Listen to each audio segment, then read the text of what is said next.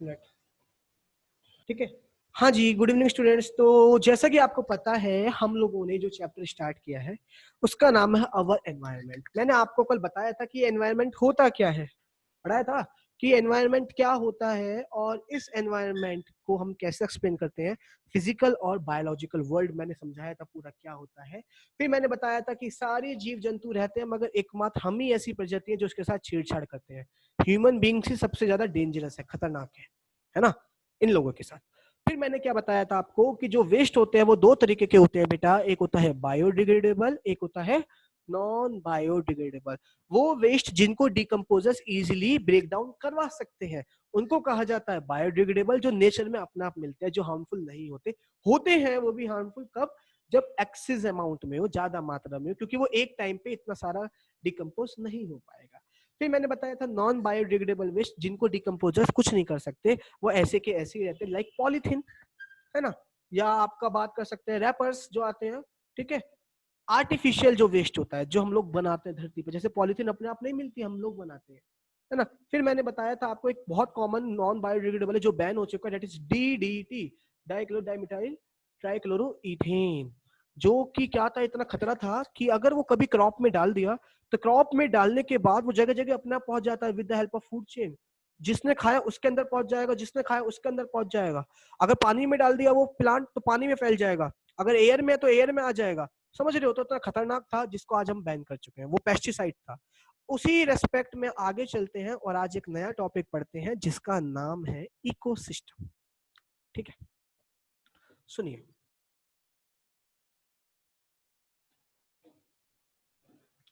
तो please write down the heading, that is ecosystem. और बहुत मजा आएगा चैप्टर में, चिंता मत करो, इंपॉर्टेंट है, इंटरेस्टिंग है। ठीक है, तो सुनिए सुनिए। देखो, जैसा कि आप लोगों को पता है, इस धरती पे बहुत सारी कम्युनिटीज रहती हैं, बहुत सारी कम्युनिटीज रहती है लिविंग ऑर्गेनिजम्स की। प्लांट्स में आपने पढ़ा था डाइवर्सिटी, कितनी बड़ी डाइवर्सिटी है 9th क्लास में। जैसे कि आप लोगों को पता है, इस धरती पे बहुत ज्यादा कम्युनिटी वाले लिविंग ऑर्गेनिजम्स रहते हैं। तो वो जो सभी लिविंग ऑर्गेनिजम्स हैं बेटा, वो किसके साथ रहते हैं, अपने फिजिकल एनवायरनमेंट के साथ। जैसे मैं हूँ, आज मैं अपने एनवायरनमेंट के साथ रह रहा हूँ, कैसा, घर में एसी लगवा लिया, यहाँ पर आराम से बेड बिछवा लिया, आराम से अपना एनवायरनमेंट बना रखा, स्टडी रूम बना रखा आराम से। उसी तरीके से अगर इस पूरे पृथ्वी की बात करी जाए तो जितने भी लिविंग ऑर्गेनिजम्स हैं वो सभी के साथ, सभी अपने साथ एक फिजिकल एनवायरनमेंट को जोड़ लेते हैं, फिजिकल एनवायरनमेंट को जोड़ लेते हैं। जैसे बात करें जानवरों की, तो वो कहाँ रहते हैं, जंगलों में रहते हैं, तो उनके साथ फिजिकल एनवायरनमेंट उनके आसपास का होगा, वो शहर में नहीं आ सकते, हम जंगल में नहीं जा सकते।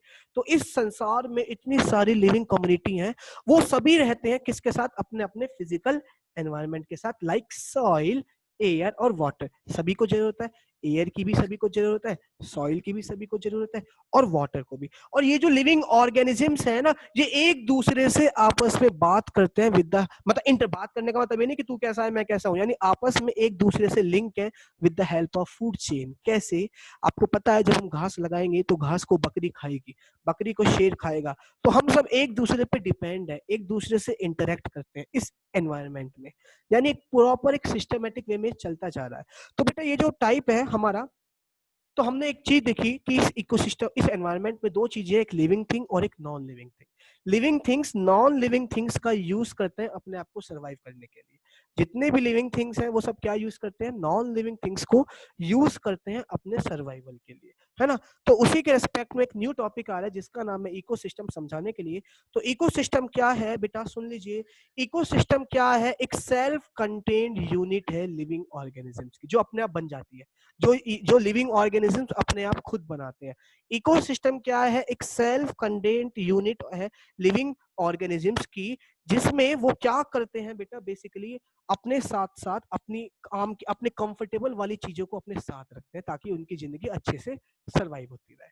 तो इकोसिस्टम कुछ नहीं है, इकोसिस्टम क्या है, एक तरीके से समूह जहां पूरा ग्रुप रह रहा है और उन चीजों में आपस में डिपेंड है। जैसे मान लीजिए आपने देखा होगा कि इकोसिस्टम के रूप में, जैसे हमारे पास नदी है, नदी में मछलियां रहती हैं, तो मछलियों को जो इकोसिस्टम है वो वही हो गया, क्या पॉन्ड हो गया, पॉन्ड क्या हो गया, एक इकोसिस्टम हो गया छोटा सा, जिसमें नदी, जिसमें क्या रहती है, मछलियां रहती हैं।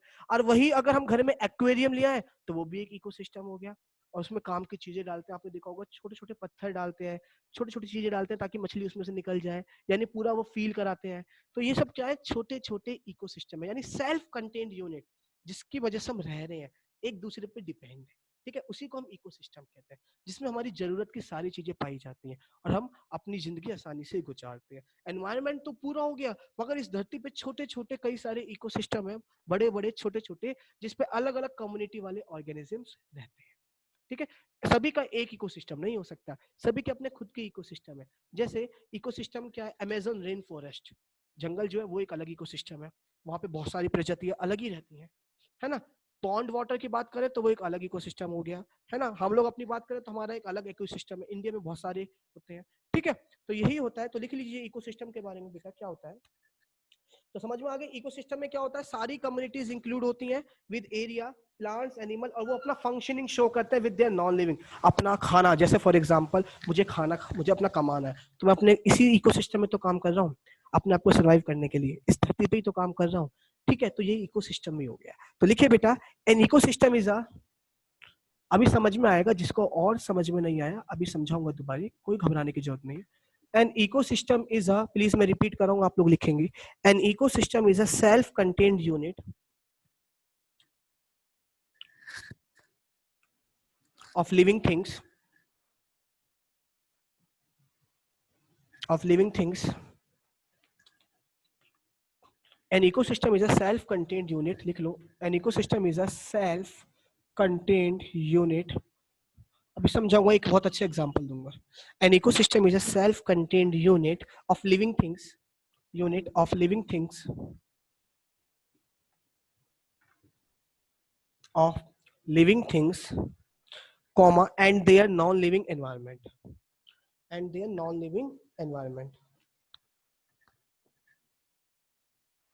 ऐसे समझो ना, जैसे आपको पता है ना, मेरी बात सुनो ध्यान से, सभी ध्यान से देखो, जैसे प्लांट्स की बात करें तो प्लांट्स को अपना खाना बनाने के लिए क्या चाहिए, एयर, ऑक्सीजन, वाटर, सनलाइट।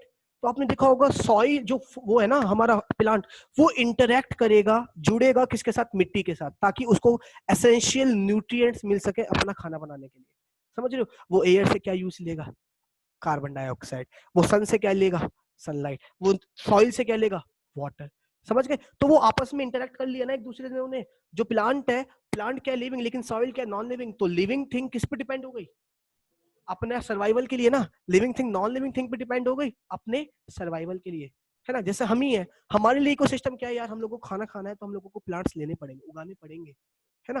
तो हम लोग यानी अपना बेसिक फंक्शंस परफॉर्म करने के लिए हम लोग ही उसको बिगाड़ते हैं, हम लोग ही उसको सजाते हैं, वो सब हमारे हाथ में है। पानी की कमी हो रही है तो हमारे वजह से हो रही है, ऑक्सीजन की कमी है तो हमारी वजह से, हमारा इतना अच्छा इकोसिस्टम है, हम लोग रिसोर्सेज यूज करते हैं अपने इकोसिस्टम के, है ना, प्लांट्स को यूज करते हैं, प्लांट्स का अलग इकोसिस्टम है। तो वही है कि लिविंग थिंग किसके साथ इंटरेक्ट करते हैं, नॉन लिविंग थिंग के साथ, अपना बेसिक फंक्शन परफॉर्म करने के लिए। देखो मैंने क्या लिखवाया, ये तो लिखवाया है सेल्फ कंटेन्ड यूनिट, यानी एक यूनिट है लिविंग बींग्स की, जिसमें किसके साथ, with their non living environment, जो उनके आसपास का नॉन लिविंग एनवायरनमेंट है उसके साथ। कुछ एग्जांपल बता रहा हूं इकोसिस्टम के, लिख लीजिए। यानी इंडिपेंडेंट है यार, इंडिपेंडेंट एग्जिस्टेंस है, यानी वो कुछ भी कर सकते हैं, हमारे पास मैं हूं तो मैं कुछ भी कर सकता हूं अपने इकोसिस्टम में, मेरा अपना है। अब भैया मछली है तो तुम मछली को ही थोड़ी कह दोगे तो यहाँ पे मत कूद, ये मेरा भी है ना, समझ गए ना। तो हर किसी का अपना इकोसिस्टम है और सब इंडिपेंडेंट है, सेल्फ इंडिपेंडेंट है, उसमें जो मर्जी चाहे वो करता है, ठीक है। अब ये नहीं कि क्राइम करना चालू कर दो, है ना। तो ठीक है, क्लियर है ना। तो क्या है, एक फंक्शनल यूनिट है और इसके बिना लिविंग वर्ल्ड नहीं चल सकता, ये फंक्शनल यूनिट है लिविंग वर्ल्ड की, ठीक है। और ये क्या है, किस किस से मिलकर बनता है, लिविंग और नॉन लिविंग थिंग से, ठीक है। लिविंग थिंग को कहते हैं बायोटिक फैक्टर और नॉन लिविंग को एबायोटिक, समझाऊंगा भी कैसे। तो अगर आपसे कोई पूछेगा कि इकोसिस्टम में क्या क्या आता है तो आप लोग क्या बोलोगे, कि उसमें लिविंग बींग्स आते हैं with their non living environment, जितने भी लिविंग थिंग्स हैं वो सभी अपने नॉन लिविंग एनवायरनमेंट के साथ रहते हैं, तो उसको क्या कहते हैं, इकोसिस्टम। और ये बहुत इंपॉर्टेंट है। कुछ एग्जांपल लिखिए, फॉरेस्ट, कुछ इकोसिस्टम के फॉरेस्ट एग्जांपल लिखिए। फॉरेस्ट, जंगल, वो अपने आप में एक इकोसिस्टम है बेटा, हाँ ये ना। आगे लिखिए, डेजर्ट, माउंटेन, डेजर्ट, भाई माउंटेन, माउंटेन पे जो रहता है वहां पे एक अलग एनवायरनमेंट है ना, पूरा अलग इकोसिस्टम है ना। है ना, माउंटेन, आगे लिखिए पॉन्ड, लेक, रिवर, सी। मतलब बहुत सारे लिविंग बींग्स रहते हैं और मिलजुल के रहते हैं आपस में और अपना काम करते हैं। किसके साथ, किसके मदद से? With their non living world. है ना, क्लियर है ना ये चीजें? आपको कोई दिक्कत नहीं आनी चाहिए। आप लोगों को कोई दिक्कत है तो मेरे से पूछ लीजिए। एग्जाम्पल कैसे समझो, जब मैंने बोला कि पॉन्ड इज एन इकोसिस्टम, तो पॉन्ड इकोसिस्टम क्यों हुआ? क्योंकि जितने भी एक्वेटिक एनिमल्स हैं वो वहां लाई कर सकते हैं, जो रहते हैं ना पॉन्ड के अंदर, जितने भी एक्वेटिक एनिमल्स हैं वो वहां रहते हैं। क्यों? क्योंकि उनको वो अपना, उनको वहां सब कुछ मिल सकता है जो वो चाहते हैं। उनको जो जो बेसिक रिक्वायरमेंट है वो वहां पूरी हो सकती है। उनको बेसिक रिक्वायरमेंट वाटर की है, ठीक है, और छोटे छोटे जो मछलियां वो उनको पेट भर के खा सकते हैं, मछलियां पाल सकते हैं। बेसिकली तो उन्हें तो पानी चाहिए बेसिकली तो, और दाना डलता रहे उनको अगर नेचुरली, या उनको नेचुरली कुछ मिलता रहे, है ना, तो उनको बेसिक रिक्वायरमेंट सारी मिल रही है। इसी वजह से मैं क्या कह सकता हूँ, पॉन्ड जो है वहां पर क्या है, इकोसिस्टम है। ठीक है, अगर मैंने बात करी फॉरेस्ट, तो फॉरेस्ट में भी आपने देखा होगा वहां प्लांट भी रहते हैं, एनिमल भी रहते हैं, मिट्टी भी है, एयर भी है, तो वो भी क्या हो गया, एक अलग इकोसिस्टम हो गया। उसी तरीके से रिवर, एक्वेरियम, एक्वेरियम समझते हो ना, जो हम घर में बनाते हैं, है ना, क्यों? वहां पे हम सारी चीजें डालते हैं, जरूरत की चीजें, जिससे मछली को कोई दिक्कत ना हो, अब वो सर्वाइव कर सके। तो वो भी उसके लिए क्या बन गया, एक क्या बन चुका है, एक एनवायरनमेंट बन चुका है। उस एनवायरनमेंट को हमने यहाँ नाम क्या दे दिया, इको सिस्टम। ठीक है, आया समझ में? ठीक है भैया, लिविंग थिंग के बिना नॉन लिविंग थिंग बेकार है, और नॉन लिविंग थिंग के बिना लिविंग थिंग बेकार है। और जब यूज करने वाले ही नहीं होंगे तो हम ये क्या करूंगा, मैं इसका क्या करूंगा, है ना, और अगर मैं नहीं हूं तो इसका क्या फायदा? ठीक है, और हम दोनों से मिलकर तो इकोसिस्टम बना है, ये घर और मैं, ये जो हमारा एनवायरनमेंट है ना, समझ गए ना?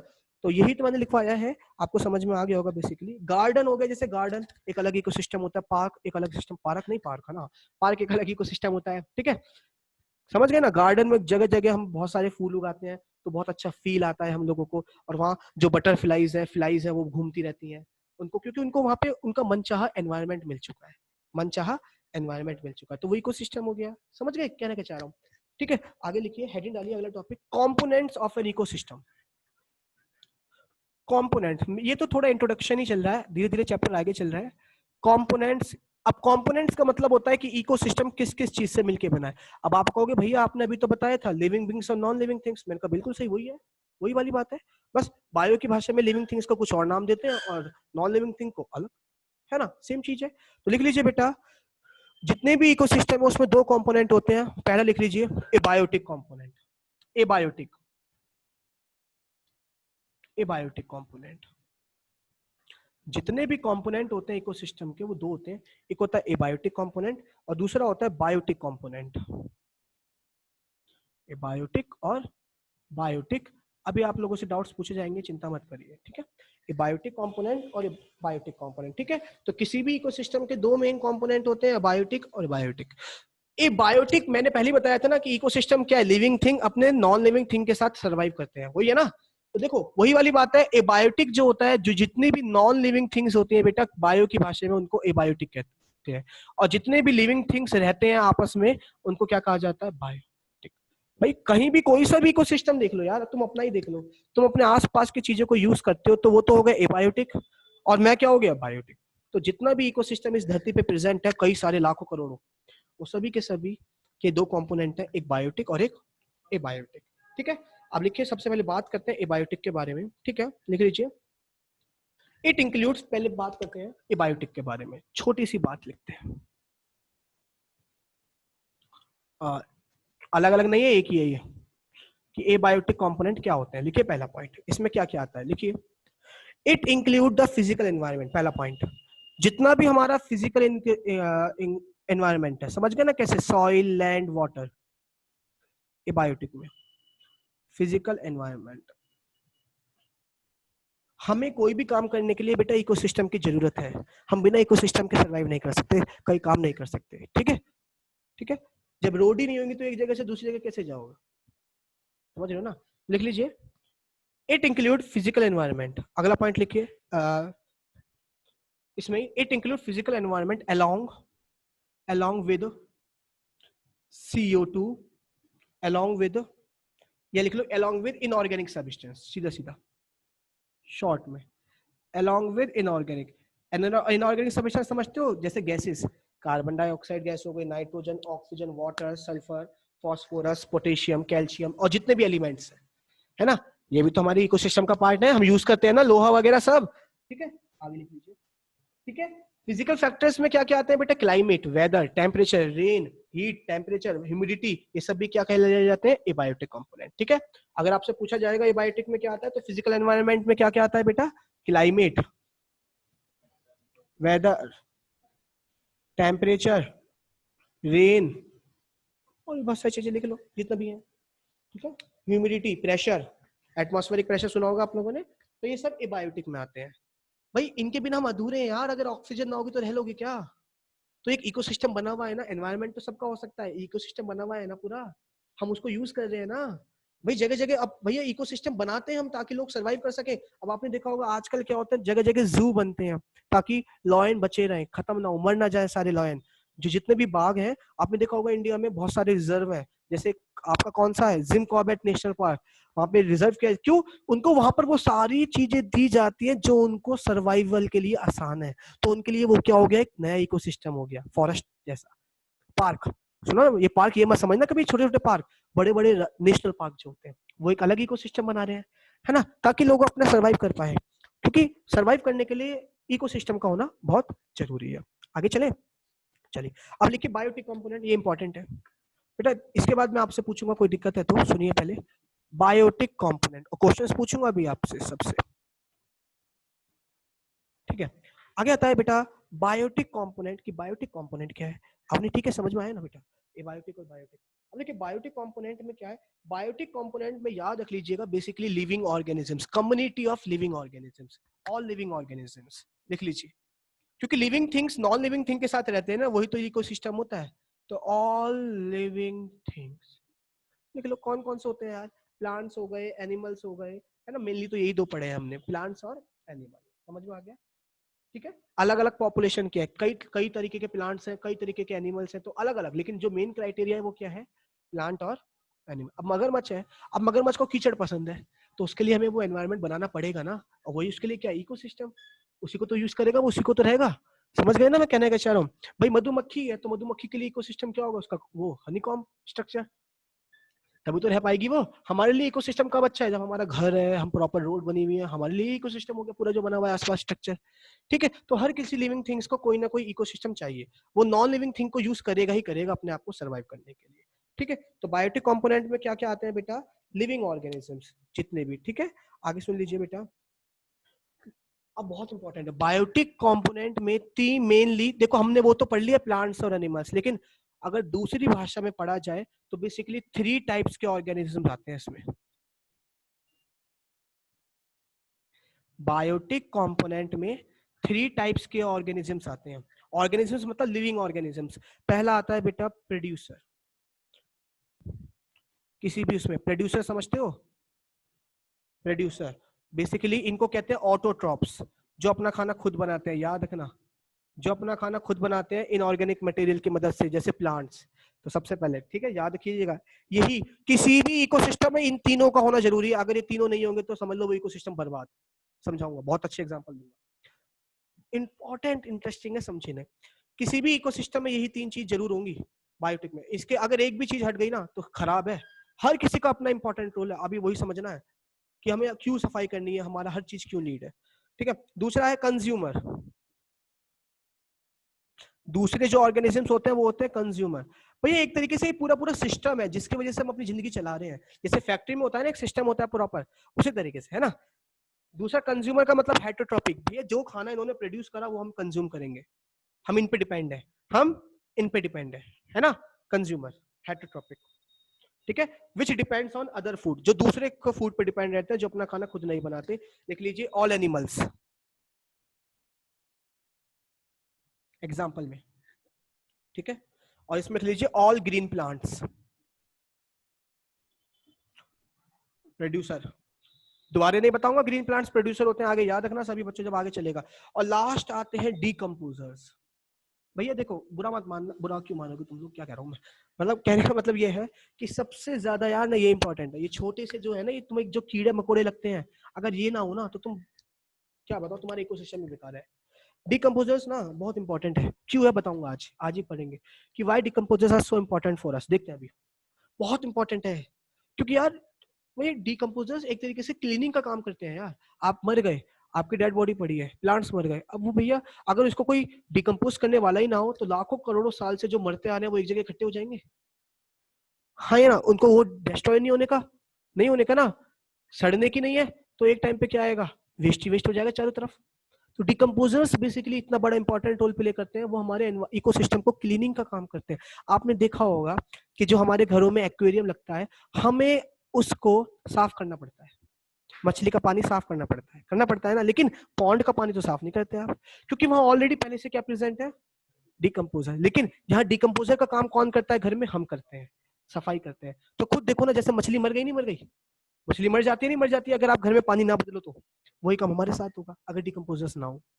तो डिकम्पोजर्स एक तरीके से इस एनवायरनमेंट को क्लीनिंग करते हैं, और बाकी क्या काम करते हैं वो आगे पढ़ाऊंगा। देखो अभी इसको डीप पढ़ाएंगे आगे। जैसे प्लांट्स ने क्या करा, धरती से ना न्यूट्रिएंट्स ले लिए, हमारी धरती में ना न्यूट्रिएंट पूल है, प्लांट्स ने धरती से न्यूट्रिएंट लिए थे ना, अब वो प्लांट मर गए तो डिकम्पोजर्स क्या करते हैं, उन न्यूट्रिएंट्स को वापस से कहाँ पहुंचाते हैं, धरती में पहुंचाते हैं, यानी साइकिल को कंप्लीट करते हैं। आगे सिखाऊंगा, अभी थोड़ा सा आइडिया दिया है, बहुत मजा आने वाला है। ठीक है, लॉजिकल चीजें हैं। ठीक, तो समझ में आया किसी भी इकोसिस्टम के कितने कंपोनेंट होंगे बच्चों, दो कंपोनेंट होंगे, एक होगा बायोटिक कंपोनेंट और एक होगा एबायोटिक कंपोनेंट। तो जो बायोटिक कंपोनेंट है, एबायोटिक, उसमें क्या होता है, ऑल नॉन लिविंग थिंग, जिसमें include physical factors like physical environment like climate, weather, temperature, pressure, humidity and with soil, land, water. इन्हीं की मदद से हम रहते हैं। क्या इसके सिवा कुछ चाहिए तुम्हें रहने के लिए? मेन तो यही है, मेन तो यही है ना। कहोगे फूड, तो भैया फूड लैंड से ही तो मिलेगा तुम्हें, धरती पे तो उगेगा, है ना। दूसरी चीज बात करते हैं, दूसरा क्या होता है, बायोटिक कंपोनेंट, जितने भी लिविंग थिंग्स हैं, और दोनों का होना इंपॉर्टेंट है, अगर एक भी नहीं हुआ ना दोनों में से तो इकोसिस्टम बेकार है। समझ गए ना, इनको ये बायोटिक इन्हीं के ऊपर तो डिपेंड है। भाई पानी पीते हैं हम प्यास बुझाने के लिए, ऑक्सीजन लेते हैं, टेम्परेचर का इफेक्ट है हम पे, खाना पकाते हैं, बहुत सारी चीजें हैं। समझ गए ना, तो यही इकोसिस्टम है, इसके दो कंपोनेंट। ठीक है, क्लियर है, आगे चले, चलिए, कोई दिक्कत तो मेरे से पूछेंगे हाँ जी किसी, चलिए ठीक है, तो यहाँ पे इसको खत्म करते हैं। कंपोनेंट ऑफ इकोसिस्टम समझ में आ गया होगा। बेटा एक बहुत इंपॉर्टेंट टॉपिक हो रहा है लास्ट आज का, बाकी फिर कल इकोसिस्टम के हम बारी बारी प्रोड्यूसर, ओमनिवर्स, कार्निवर्स, इनका इंपॉर्टेंस ऑफ डिकम्पोजर्स, ये सब पढ़ेंगे। ठीक है, आई मीन कल नहीं, मंडे, संडे कोई क्लास नहीं है, मेरा एग्जाम है, बीएड का भी बता दिया है, और कल डाउट्स भी है पूरे हफ्ते के, बता दूंगा अभी, डिपेंड, मेरे 6 घंटे का एग्जाम है बेटा। ठीक है, अब सुनिए, कल आना है, अभी रुक जाओ, अभी रुक जाओ, ठीक है, सुनिए, हेडिंग डालिए, the functioning of an ecosystem, बहुत इंपॉर्टेंट और मजेदार। बस ये लास्ट टॉपिक है, और सब ध्यान से सुनेंगे, ये सबसे इंपॉर्टेंट है। फंक्शनिंग का मतलब कि इकोसिस्टम कैसे काम करता है। तो देखो बेटा, अब हम डिस्क्राइब करेंगे, आपको पढ़ाएंगे कि कोई भी इकोसिस्टम में कैसे कैसे क्या क्या काम टाइम टाइम पे होता है, एक एग्जांपल लिखिए। ठीक है, ठीक है बच्चों। तो देखो सबसे पहले इसमें आप लिखेंगे भी मेरे साथ, पेन नोटबुक लेके बैठेंगे सभी, सब लिखेंगे। तो भाई लिखिए, देखो जैसा कि आपको पता है, इस धरती पे हमने जैसा कि अभी डिस्कस करा कि जो इकोसिस्टम है उसमें दो कंपोनेंट होते हैं, और एक अभी लिखवाऊंगा, लिखिए, लिखते चलिए साथ के साथ, एक लिविंग और एक नॉन लिविंग। लिखिए इसमें पहला पॉइंट, एन इकोसिस्टम हैज, लिखिए पहले पॉइंट साथ के साथ लिखिए बच्चों सभी, एन इकोसिस्टम हैज, नंदिनी लिखिए बेटा, an ecosystem has non living components, an ecosystem has non-living components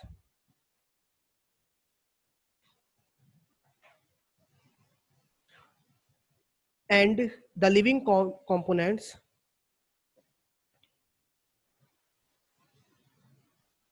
full stop। देखिए अगला पॉइंट, ऑल दीज सभी लिखेंगे, लापरवाही मत दिखाओ यार, कोई दिक्कत है पूछो। All these components make the ecosystem function as follows. देखो समझो,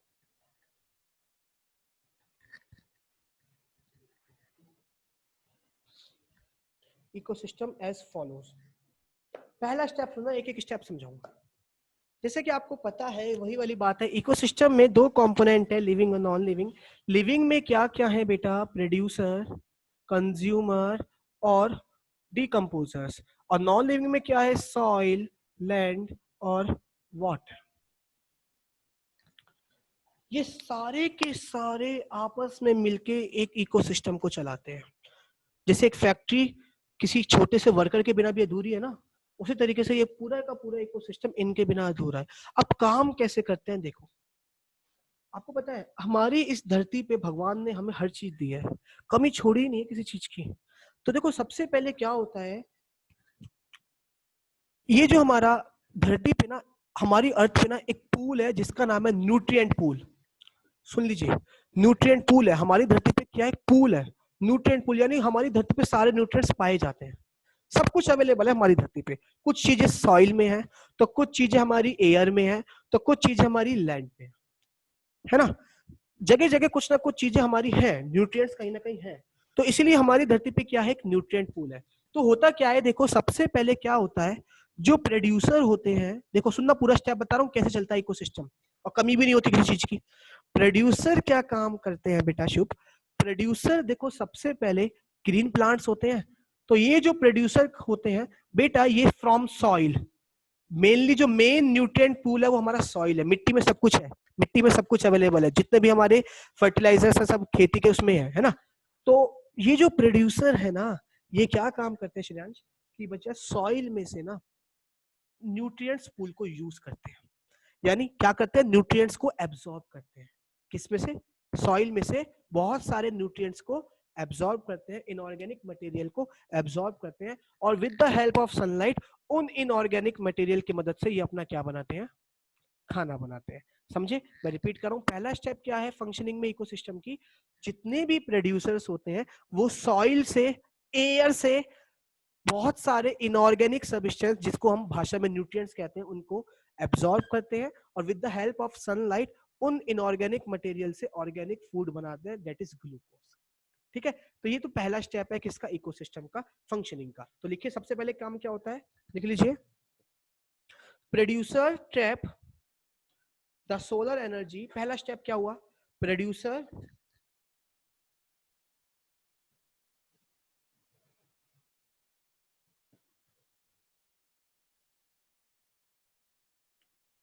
trap the solar energy and then provide the basic food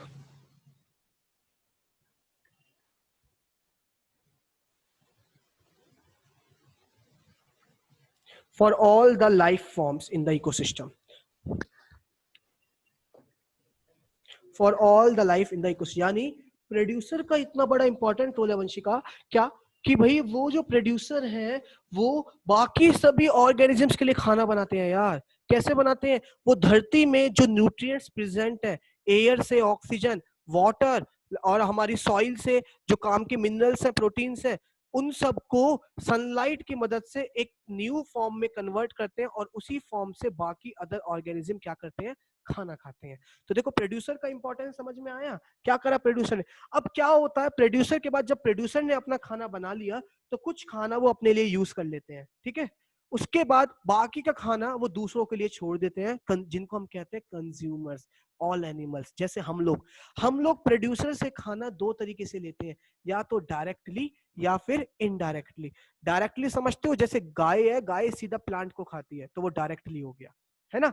लेकिन हम लोग हैं, हम लोग क्या करते हैं, पहले उसको फॉर्म चेंज करते हैं इनडायरेक्टली या डायरेक्टली। हम भी डायरेक्टली खा रहे हैं, हम भी क्या करते हैं? डायरेक्टली। लेकिन अगर मैं लायन की बात करूं, तो पहले मान लीजिए घास को बकरी ने खाया, तो वो जो एनर्जी थी वो बकरी के पास पहुंची। अब बकरी को किसने खाया? शेर ने। तो इसका मतलब शेर के पास एनर्जी तो वही आ रही है ना, लेकिन बीच में सोर्स क्या बन गया? एक बकरी। तो जो जो हमारा लॉयन है, उसको वो जो एनर्जी मिली वो कैसे मिली? इनडायरेक्टली। उसने प्लांट को कैसे खाया? इनडायरेक्टली। तो हम जितने भी लिविंग ऑर्गेनिजम्स हैं, कंज्यूमर्स जो हैं, प्लांट्स का काम क्या है? प्रोड्यूस करना। कंज्यूमर का काम क्या है? अपने उनको यूज करना। अब उसके बाद जब हम मर जाते हैं, जब प्लांट मर जाते हैं, जब हम लोग मर जाते हैं, तो भाई हमारी बॉडी के अंदर बहुत सारी काम की चीजें प्रेजेंट है, वो वेस्ट तो नहीं जाने दे सकते ना हम लोग, क्योंकि हमारी बॉडी में वो कहां से आई? क्योंकि प्लांट्स ने किससे एब्जॉर्ब करी? वो नेचर से, सॉइल से, वाटर से, फिर वो किसको दी, हमें दी, हमने खाया, अब हमारे अंदर वो न्यूट्रिएंट्स हैं, ठीक है। तो हम जब मर जाते हैं तो डिकम्पोजर्स हमारे पास आते हैं, प्लांट्स के पास और हमारे पास, हमारी बॉडी को खोखला करते हैं, खाते हैं, डिकम्पोज करते हैं, और जो इंपॉर्टेंट न्यूट्रिएंट्स हैं उनको वापस से अपनी जगह पहुंचा देते हैं, सॉइल में, लैंड में और एयर में। इसका मतलब एक साइकिल चल रही है, स्टार्ट किसने करा, प्रोड्यूसर ने, एंड किसने करा, डिकम्पोजर। यानी ये जितने भी न्यूट्रिएंट्स हैं वो सब बार बार क्या हो रहे हैं, आपस में एक दूसरे से एक्सचेंज होते रहते हैं। समझ रहे हो क्या हो रहे हैं, एक्सचेंज होते रहते हैं एक दूसरे से। तो इकोसिस्टम में क्या आई, एनर्जी आई, अब वो एनर्जी बार बार क्या होती रहेगी, उसमें घूमती रहेगी जगह जगह वेरियस फॉर्म में। कैसे, सबसे पहले क्या हुआ, प्लांट्स थे, प्लांट्स में, दोबारा सुन लो लास्ट है ये, प्लांट्स थे, प्लांट्स ने क्या करा भैया, खाना बना लिया, क्या बना लिया, खाना, किसके मदद से, धरती के सॉइल के न्यूट्रिएंट्स ले लिए, ठीक है, क्योंकि आपको पता है सॉइल में न्यूट्रिएंट्स भी होने जरूरी है तभी खेती होती है, न्यूट्रिएंट्स ले लिए, एयर से ले लिया, वाटर से ले लिया और प्रोड्यूस कर लिया खाना। तो पहला स्टेप कंप्लीट हुआ इकोसिस्टम में। अब वो खाने को कौन खाएगा, कंज्यूमर खाएंगे, डायरेक्टली खाएंगे या फिर इनडायरेक्टली। डायरेक्टली मतलब डायरेक्ट फूड प्लांट को खा लिया, इनडायरेक्टली मतलब किसी और के सहारे आपके अंदर आया, जैसे जो होते हैं कार्निवोर्स उनके पास, ठीक है। फिर इसके बाद क्या होता है, जब हमारी डेड भी होंगे, हम मरेंगे भी, प्लांट्स भी मरेंगे, एनिमल्स भी, तो धीरे धीरे तीसरा फिर कौन आता है हमारी हेल्प करने, तीसरा काम किसका स्टार्ट होता है फिर, तो डिकम्पोजर किसका हम किसका खाना है, हमें कौन खाता है, हमें कौन डिस्ट्रॉय करता है, हमें कौन डिकम्पोज करता है, डिकम्पोजर। यानी हम तो कंज्यूमर प्रोड्यूसर पे डिपेंड है और डिकम्पोजर हम दोनों पे डिपेंड है। हम मर जाते हैं, दिन पर दिन बॉडी सड़ना स्टार्ट हो जाती है। वो क्यों सड़ती है, क्योंकि बॉडी छोटे छोटे सिंपल सबस्टेंस से ब्रेक होती है, ठीक है। ब्रेक होने के बाद वो जितने भी इंपॉर्टेंट न्यूट्रिएंट्स हैं वापस से डिकम्पोजर्स अर्थ के अंदर छोड़ देते हैं। इस तरीके से ना तो कभी न्यूट्रिएंट्स की कमी होगी धरती पे, वो न्यूट्रिएंट्स बार बार लगातार क्या होते रहेंगे, घूमते रहेंगे। यही तो फंक्शनिंग हो गई इकोसिस्टम की। और आज मैं यही एंड कर रहा हूँ इसको, फिर आगे पढ़ेंगे कल। और जिसको भी फंक्शनिंग समझ में नहीं आई वो मुझे बताएंगे, ठीक है। तो फंक्शनिंग में समझ में आया किस किस का कैसे इकोसिस्टम कैसे चलता है। अगर तीनों में से कोई भी एक चीज ना हो तो सब बर्बाद है यार। प्रोड्यूसर ना हो तो खाना कैसे बनेगा, कंज्यूमर ना हो तो ये भूखे मर जाएंगे, या प्रोड्यूसर एनर्जी एनर्जी रहेगी, ये यूज कहाँ होगी, धरती में कैसे पहुंचेगा, है ना। और अगर ये ना हो तो जो भी न्यूट्रिएंट्स है वो वापस से धरती में कैसे पहुंचेंगे, और वेस्ट खत्म कैसे होगा, है ना। तो तीनों का अपना इंपॉर्टेंट है, तीनों मिलके काम चलाते हैं, तीनों मिलके एक इकोसिस्टम को चलाते हैं। हर इकोसिस्टम में ये तीन चीज जरूर होंगी, और जिसमें ये नहीं होती उसमें हमें ये वाला काम करना पड़ता है, जैसे फिश एक्वेरियम जो हमारे घरों में होता है, ठीक है। प्रोड्यूसर का काम हम करते हैं, दाना डालते हैं मछलियों को, कंज्यूमर आसपास नॉन लिविंग थिंग है उनको एनवायरनमेंट मिल गया, कंज्यूमर वो हो ही गए, उनका वेस्ट प्रोडक्ट निकलता है जिससे पानी गंदा होता है और वापस से वो डिकम्पोज हो जाते हैं, ठीक है। ठीक है, तो आज के लिए इतना। थैंक यू क्लास, होमवर्क मिलेगा, कोई दिक्कत है मेरे से पूछेंगे। बेटा किसी को दिक्कत है पूछिए।